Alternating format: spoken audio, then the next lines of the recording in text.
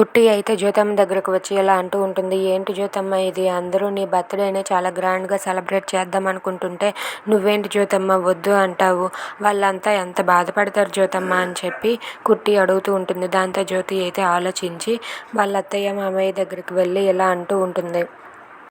జ్యోతి ఇక వాళ్ళ అత్తయ్య వచ్చాక ఇలా అంటుంది. అత్తయ్య, నేను నా బర్త్డేని సెలబ్రేట్ చేసుకోవాలనుకుంటున్నాను అని చెప్పి అంటుంది. దాంతో హైమావతి, గౌరీప్రసాద్, అలాగే సూర్య, కుట్టి అక్కడ ఉన్న వాళ్ళంతా చాలా హ్యాపీగా ఫీల్ అవుతూ ఉంటారు. ఇక జ్యోతి అలా చెప్పడంతో అక్కడ ఉన్న జీవన అలాగే ఇందమ్మ అయితే ఇలా అంటూ ఉంటుంది. జీవనాన్ని చూసి ఇందమ్మ, ఏంటి నువ్వు మీ అమ్మని కాపాడిన దానిగా ఒక మంచి గుర్తింపు పొంది ఉన్నావు, అలాంటిది ఇప్పుడు నిన్ను ఆ కుట్టి వెనక్కి నెట్టేస్తుంది.